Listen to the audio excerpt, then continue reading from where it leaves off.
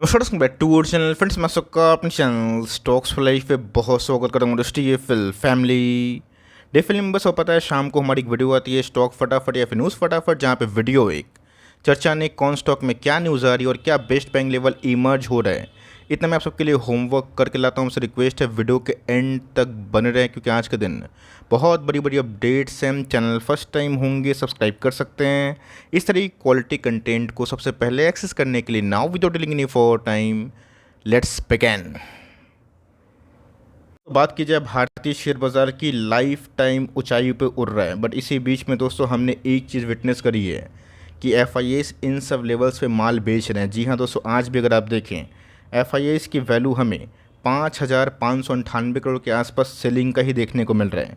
DS की बात की जाए, जितना गैस उन्होंने बेचा है उतना गैस डीएस ने एब्जॉर्ब तो किया है, लेकिन ये मैं भी देख रहा हूँ कि एफआईएस ने उतना 200 तेज़ी पिछले कुछ समय से नहीं करवाया है। रीज़न साफ है, जो दोस्तों आप स्टॉक मार्केट में लाइफ टाइम हाई की चढ़ाई देख रहे हैं ना, इसका क्रेडिट दोस्तों one and only retail public को देना काफ़ी इंपॉर्टेंट है। बिकॉज इतने नंबर्स ऑफ डिमिट अकाउंट के संग बहुत लोगों की रुचि ना शेयर बाज़ार में अचानक से शिफ्ट हुई। अब देखना बनता है कि जब रेट कट होगा, इजी मनी अवेलेबल होंगे, तब क्या इमर्जिंग मार्केट में भारत जैसे कंट्री को एफआईएस फिर से वापसी करेंगे या फिर नहीं।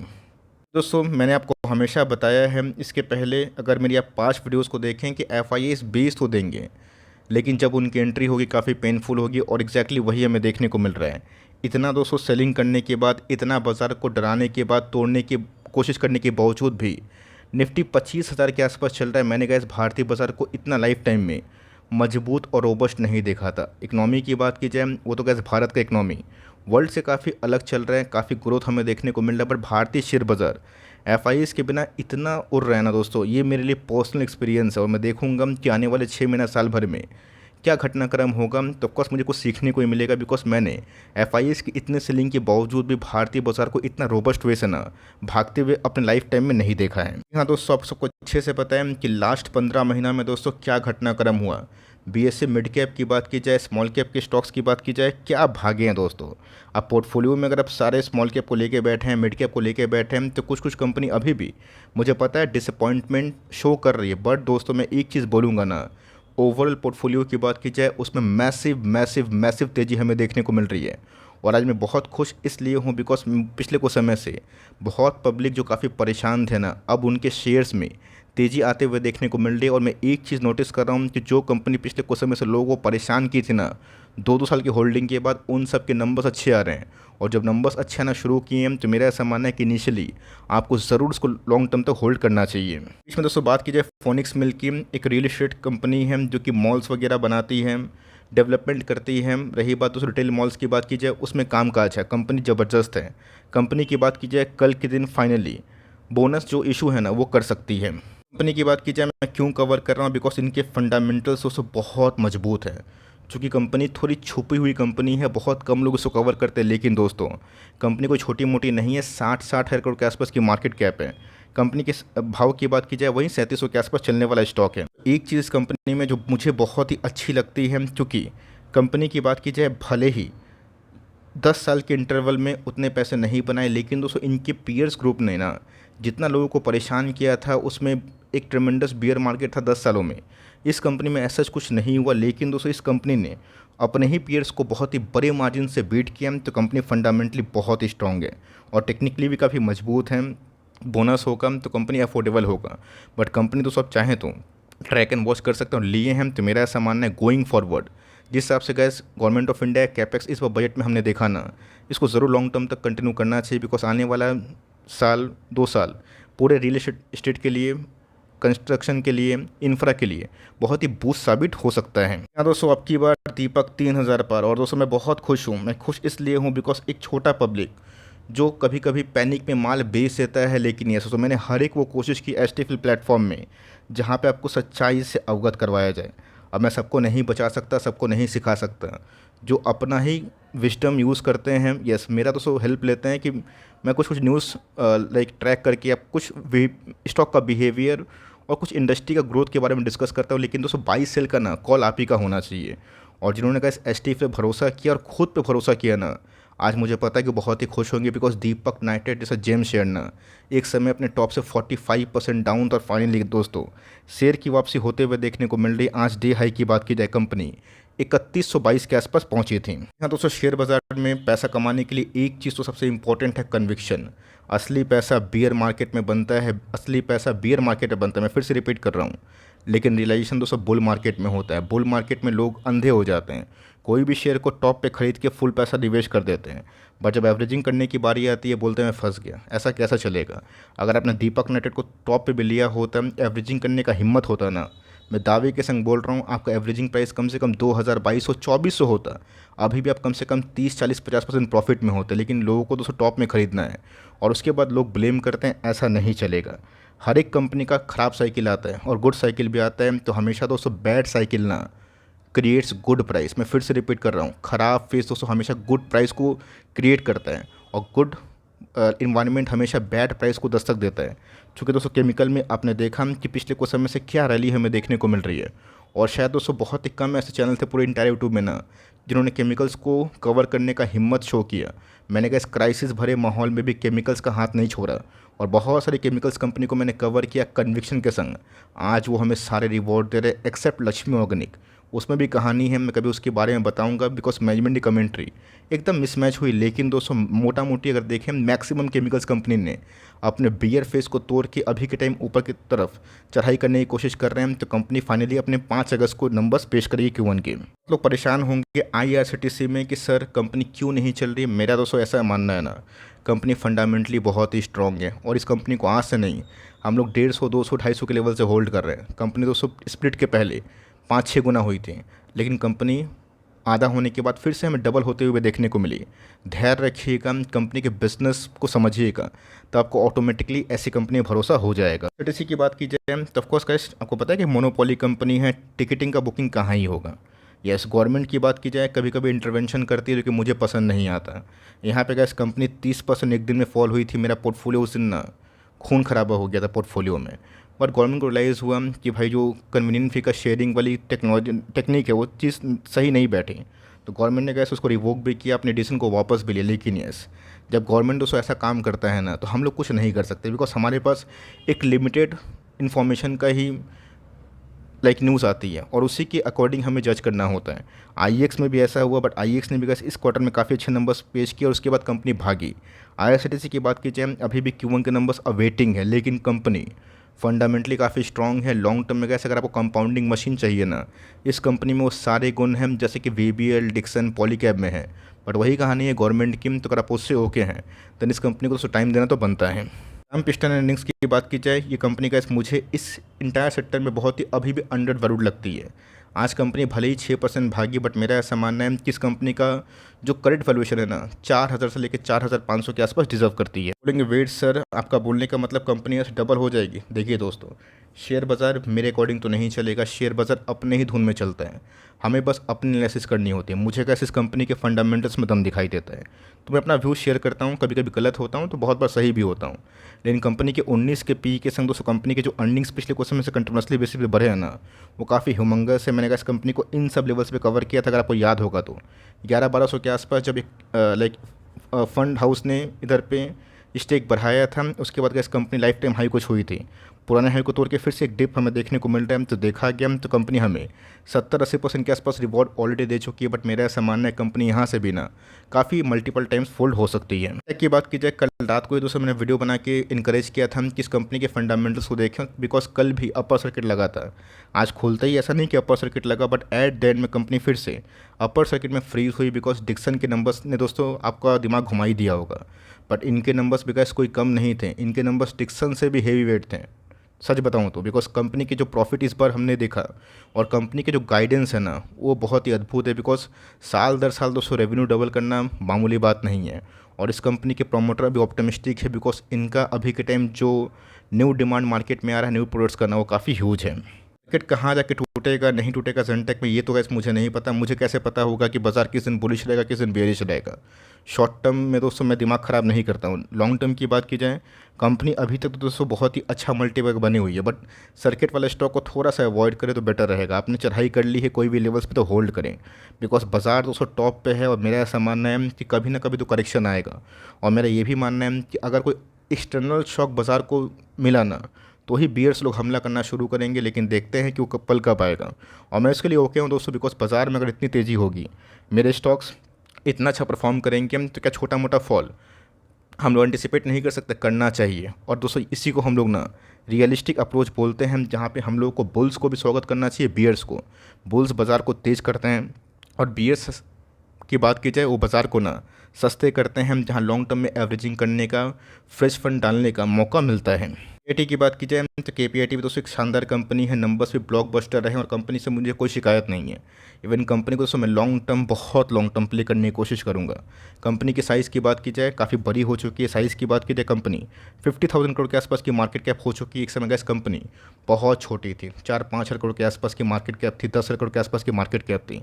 आज वहाँ से गैस कंपनी किस लेवल पे है आप देख ही सकते हैं। केटी की बात की जाए मैंने आज से नहीं बहुत सालों से कवर किया है। 270 का स्टॉक दोस्तों हमारी बाइंग प्राइस है, आप सबको मैंने बताया भी है। बहुतों का बाइंग प्राइस 500, 400, 600, 800, 1000 के आसपास होगा। मैं एक ही बात बोलूँगा, इसको आप होल्ड करें, छोटे मोटे करेक्शन होगा तो उधर पे निवेश करने का मौका मिलेगा। वैल्यूएशन कैसा है? महंगा है, सच बताऊँ तो महंगा है, बिकॉज कंपनी ग्रोथ दिखा रही है। टाटा टेक्नोलॉजीज़ की बात की जाए वो भी एक शानदार कंपनी है, इनके पीयर ग्रुप की कंपनी है, जिसमें अभी के टाइम काफ़ी डिस्काउंट है, बिकॉज नंबर्स ऑफ शेयरहोल्डर्स काफ़ी ह्यूज है और बहुत पब्लिक है। जब तक इस पब्लिक का सफाया नहीं होता तब तक स्टॉक में तेज़ी थोड़ी कम होती है, ऐसा कि हमने बहुत बार देखा है। एलेक्सा की बात की जाए ये भी कैसे एक शानदार कंपनी है। बहुत लोग कमेंट कर रहे हैं कि सर इस कंपनी को क्या करें, करना कुछ नहीं है, इसका स्वभाव ही है 3 साल 3.5 साल लोगों को परेशान करती है और उसके बाद दोस्तों जिस दिन ये कंपनी निकलती है ना उस दिन 8-10 गुना भी होती है। स्टॉक के बिहेवियर को चेक करिएगा, आपको बहुत कुछ दूध का दूध पानी का पानी होगा। यहाँ तो गैस कंपनी 5 साल नहीं चली, यहाँ पे कंपनी 3 साल नहीं चली, यहाँ पे कंपनी 4-5 साल नहीं चली, और जहाँ चली दोस्तों तो कंपनी बहुत बड़ा मल्टीबैगर बनी। और पिछले 2.5 साल से कंपनी वही कहानी पे है, जहाँ पे बहुत सारे आईटी स्टॉक्स काफ़ी तेज़ी में है, लेकिन इस कंपनी में उतनी बड़ी तेज़ी नहीं हुई है, बिकॉज कंपनी की वैल्यूएशन मेरे हिसाब से काफ़ी सफिशिएंट हो चुके हैं 54। अब 80 के पी में आप लेंगे एक ऐसी कंपनी जिसमें ग्रोथ तो है, बट 80-90 के पी में दोस्तों कंपनी को लेने से पहले ना आपको सोचना चाहिए कि फुल पैसा एक बार में ना लगाएं। कंपनी अच्छी है, टाइम देंगे तो पैसे बनेंगे, बट अभी के टाइम सीएमपी में बाय ऑन डिप्स करने का मौका है as per the valuation cycle. Five की बात की जाए लाइफ टाइम के लिए दोस्तों हाई के लिए आप रेडी हो जाइए, बिकॉज आज भी गैस कंपनी 539 के लेवल से हमें थोड़ा बहुत रिट्रेसमेंट दिखाई दी है, बट कंपनी में आज हमें 7% के आसपास तेजी का माहौल बना हुआ था। मैं सोचिएगा दोस्तों प्रकाश पाइप को मैं कवर कर रहा हूँ तो प्रिंस को मैं भूल गया। प्रिंस मेरी होल्डिंग वाली कंपनी, डिस्क्लेमर के संग मैं उसको होल्ड करता हूँ। मैं क्लियर दोस्तों डिस्क्लेमर देना पसंद करता हूँ। पीपीएल को भी हम होल्ड करते हैं, बट पीपीएल में दोस्तों एक खास बात है कि कंपनी अभी भी 14 का पी में चल रही है, और आपको अच्छे से पता है कि जहाँ बहुत सारे सेक्टर के स्टॉक्स काफ़ी हीटअप रैली किए हैं, वैल्यूएशन 40-50 से तो नीचे मिल ही नहीं रहा है। 70-80 का पी दोस्तों इस बुल मार्केट में कॉमन सी बात हो गई है, हमने बहुत सारे स्टॉक्स में देखा है।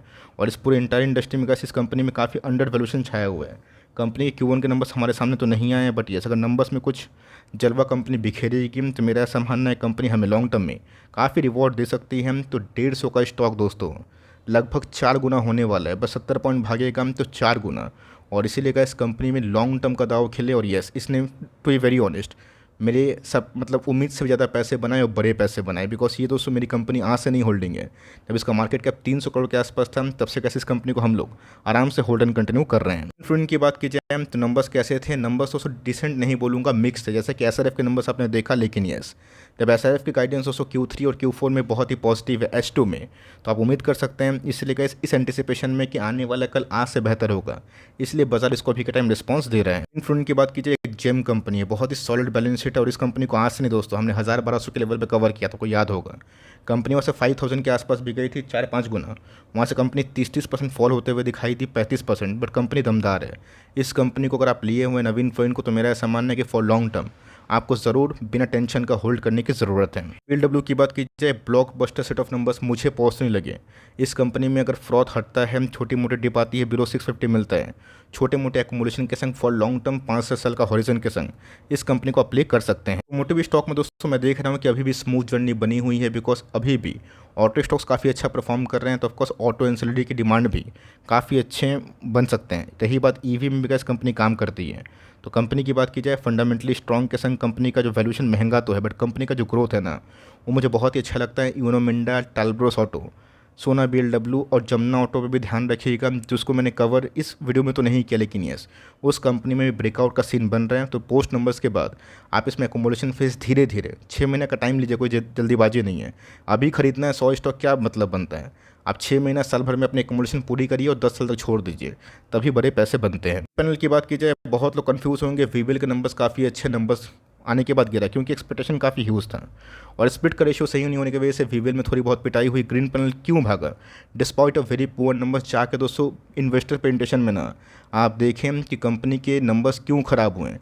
सेम एशियन पेंट ने जो बोला था कि इलेक्शन की वजह से, लॉजिस्टिक की वजह से उनके मार्जिन्स में इम्पैक्ट पड़ा, प्रॉफिटेबिलिटी में इम्पैक्ट पड़ा, सेम दोस्तों यही कंपनी का वही कहानी था, जहाँ पे लॉजिस्टिक का सप्लाई कम होने की वजह से, कंटेनर कम होने की वजह से, ह्यूज हीट वेव होने की वजह से, इलेक्शन का इम्पैक्ट की वजह से कंपनी क्यों, उनके नंबर्स ठीक है, बट आने वाले कल में कंपनी ऑप्टिमिस्टिक है। तो जिनके नंबर्स आने वाले कल में अच्छे हो सकते हैं, गाइडेंस सही है ना, उन्हीं में तेज़ी होती है। और यही दोस्तों बहुत लोगों को समझ में नहीं आता है कि अच्छे नंबर्स के बाद स्टॉक गिर गया और ख़राब नंबर्स के बाद स्टॉक भाग गया। बस के पॉइंट ऑफ व्यू से मुझसे पूछें तो मुझे नंबर्स उतने इंप्रेसिव नहीं लगे, लेकिन यस अगर पीछे से कंपनी के कारण है कि क्यों नंबर्स इंप्रेसिव नहीं है, तो अगर आप उसको फैक्टर इन कर सकते हैं तो नंबर्स उस हिसाब से ठीक है। रही बात कंपनी की, तो मुझे क्या इस कंपनी फॉर लॉन्ग टर्म अच्छी लगती है और मुझे लगता है असली खेला इसका रेट कट से शुरू होगा। भले ही आज लोग बोले कि तेज़ी हो गई है, बट मेरा ऐसा मानना है कि फॉरवर्ड 1 साल अगर आप इन्हें 2 साल होल्ड किया और 1 साल की होल्डिंग बढ़ाएंगे हम, तो रेट कट से गए सबसे लास्ट में एमडीए फाइबर को फ़ायदा होगा, बिकॉज घर बिकेंगे तो उसमें लास्ट में इसका काम होता है। अगर एक साल आप तसल्ली से अपने सीना को मजबूत करके इसको होल्ड करेंगे हम, तो उसके बाद 2-3 साल इस कंपनी के फेवरेबल कंडीशन बन सकते हैं। पॉलिटिक्स की बात की जाए, माफ़ी मांगना चाहूँगा दोस्तों दोनों हाथों से, क्योंकि कल के दिन मैंने एपीएल अपोलो की जगह अपोलो पाइप्स को कवर कर दिया था। मुझसे बहुत बड़ी गलती हो गई, मैं इसको मानता हूँ, बिकॉज बहुत लोगों ने कमेंट किया। जनरली गैस ऐसी गलती मुझसे होती नहीं है, बट कल के दिन मुझे काफ़ी शर्म आई कि मैंने गलती से अपोलो पाइप्स का नंबर्स एपीएल अपोलो की जगह पे बोल दिया। ये बात की जाए, फंडामेंटली स्ट्रॉन्ग है, नंबर्स आर वेटिंग है, बट कंपनी का एक बहुत बड़ा मल्टीबैगर इसलिए बिकॉज कंपनी के अंदर कंसिस्टेंट ईपीएस का बौछार देखने को मिल रहा है। कंपनी अभी के टाइम एसआईपी जोन है, और गिरेगा तो और भी लॉन्ग टर्म इन्वेस्टर्स को खरीदने का मज़ा मिलने वाला है। स्लैब की बात की जाए, 4D स्टॉक में गैस ये कंपनी भी है। बहुत लोग कमेंट बॉक्स में बोल रहे हैं कि सर बेच के निकल जाए क्या? मैं क्या कर रहा हूँ, मैं होल्ड कर रहा हूँ। आपको बेचना है निकल सकते हैं, मुझे कैसे इस कंपनी पर भरोसा है, बिकॉज कंपनी के अंदर जो प्रोमोटर्स होता है ना, उसका इंटीग्रिटी, उसका बात की जाए दोस्तों विजन और उसका ट्रांसपेरेंसी बहुत इंपॉर्टेंट है। इस कंपनी के अंदर दोस्तों ऑनेस्टी है, बिकॉज इनके मैनेजमेंट ने जब गाइडेंस नहीं दिया था ना, स्टॉक काफ़ी गिरा था, बट उस समय दोस्तों जब मैनेजमेंट को खुद ही नहीं पता गाइडेंस क्या होगा, वो कैसे दे सकते हैं। कंपनी में दोस्तों वीक हैंड्स का सफाया होता हुआ देखने को मिलता है और स्ट्रॉन्ग हैंड के पास शेयर पहुँच चुका है। बस और कुछ समय दीजिए। जैसा कि दीपक नाइट्रेट ने आपको चौंकाया है ना, मेरा ऐसा मानना है कि पोस्ट आने वाले कुछ क्वार्टर्स अपडेट के बाद, इस ईयर के एंड के बाद बहुत सारे फार्मा स्टॉक्स भी आपको शायद सरप्राइज़ कर सकती है। बजाज फाइनेंस की बात की जाए, एक क्वालिटी वाली कंपनी है। इतना दोस्तों लोअर वैल्यूएशन मैंने पिछले कुछ समय से इस कंपनी में विटनेस नहीं किया, जितना गैस लोअर वैल्यूएशन अभी के टाइम चल रहा है। कंपनी 28 के पी में मिल रही है।